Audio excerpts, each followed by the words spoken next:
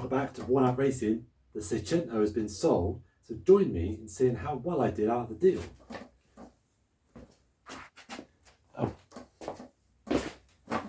And we need to have a little bit of a talk about this thing. In serious, because I'm with a whiteboard and I've got my pen. So I'm going to tell you everything. I'm going to tell you how much I bought the car for, how much I spent on it, how much I sold it for. Not to show off, just to show you that actually you can do it. But sometimes, if you're lucky and you're clever with what cars you buy, take a little bit of a risk, you can actually make a little bit of money.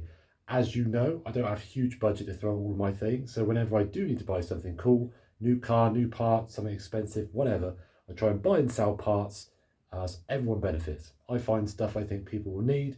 I shift it off to people who need it. I make a little bit of money, they get parts, and I always try and sell it cheaper than what it's probably worth.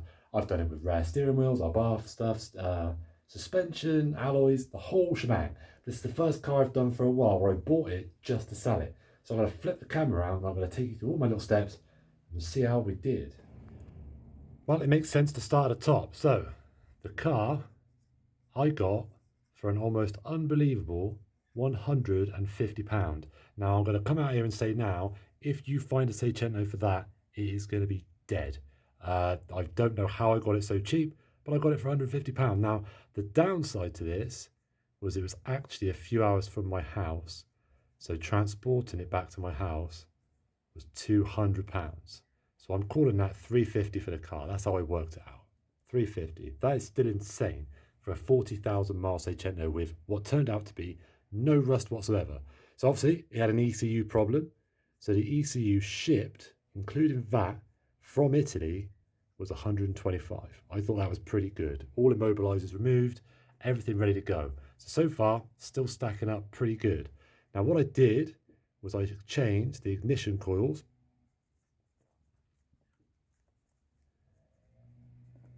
and the fan. Now the coils cost me 30, the fan I already had. Now arguably I could say that's free. Didn't cost me anything, but if I'm being good at the end, I will allow for a little bit of extra money for the stuff that I already had on the shelf. Now, we also had coil springs. Come on, pen, don't run out yet. They were £38. And a wheel cylinder.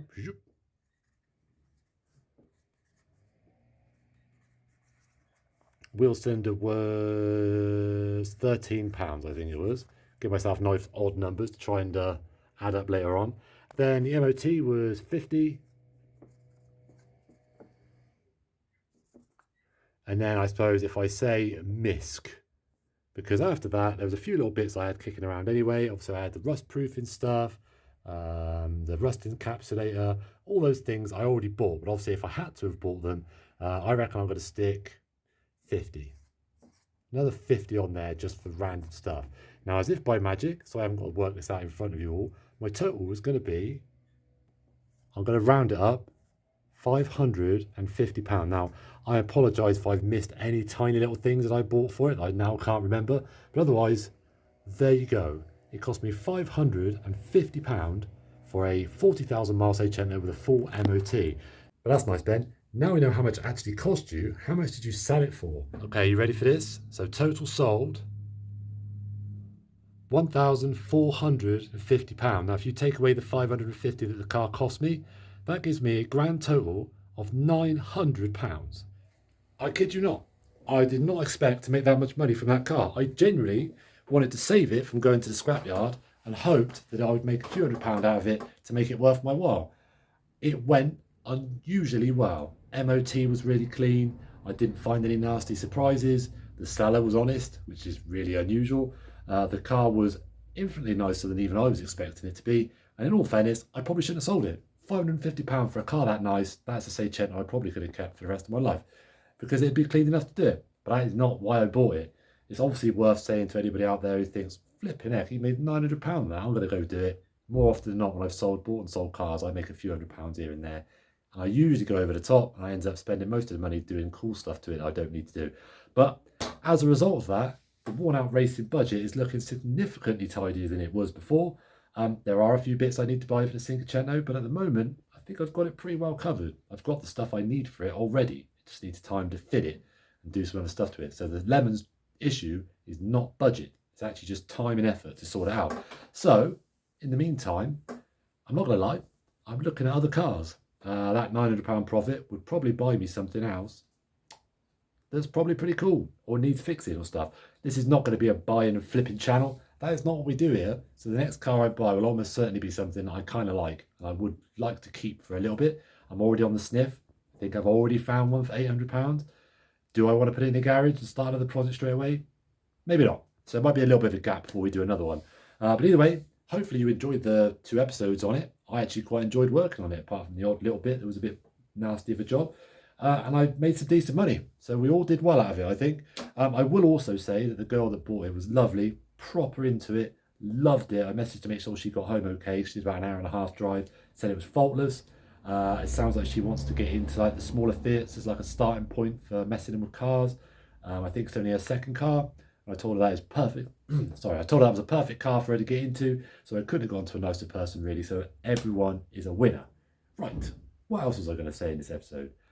Ah, yes, mini quad. This thing, I really enjoyed making this. You all seem to enjoy me making it because the channel videos actually did really well. It cost me hardly any money. I learned a lot of stuff. My welding got a lot better. And actually, I am genuinely happy how this came out. But it is completely pointless. There is nowhere I can use it. Even with the 2 mufflers, it's still crazy loud. Anywhere I go that isn't private land, which around my area is nowhere to be seen, because it's all farms and stuff you'd have to get permission for. I honestly can't think of anywhere I can take this to go for a blast on it and not get arrested. It's just not worth it. It's not worth it. Because if they catch me on this, I'm going to get a fine. This obviously, they're going to take this anyway and crush it. So, unfortunately for me, as much as I built it and thought, oh, sweet, I could do a cool build for the channel, I think it's kind of default. It's defunct. There's no reason for it at all. So, either I strip the engine out, put the electric motor back in it, but even then, I don't really know what I'd do with it. So I think I'm probably going to take this body fairing off, bolt it to the wall as a little reminder, pull the engine off, stick it on the shelf in case it comes up. Any other little bits like the calipers and stuff I'll nick, and then I'll just get rid of it. Stick the steering wheel back on the wall, say goodbye to the first WornOut Racing's mini quad. I did fly down my garden on it once when I had a set of headphones on because it was that loud. It feels like it'd be quite quick. So it is a little bit of a shame that I'm not going to get to do anything with it. Some of you might have subscribed to my channel thinking, oh, sick, I'm going to get to see somebody rag around in this mini quad. So I do apologise if that's the case. But you know, or you will have known if you go back and watch any of my other videos, I'm always doing something dumb with something small. So I'm always eyeing up another car to do something like this too. So don't you worry, because other things will come up. For the time being at least though, unfortunately, the bad boy is off. Anyway, that is it. Super short video today. Just a quick update to say that the garage is now empty. I am listening to some of your complaints and going through and actually tidying up a few bits. It's got a load of junk in it as it need, loads of wood and all that sort of stuff. Get everything looking a little bit more presentable before we dive into the next thing. Oh wait, I just realised something. I don't know if I even told you this. You may have seen this in the background. That is a set of Spax adjustable rear shocks. I think the first ever brand new set of properly branded shocks I've ever bought. I always buy everything second hand.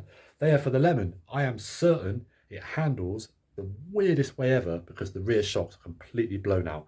I jumped on the back of it yesterday and I think the springs are doing all of the dampening. I don't think that the shocks are doing anything.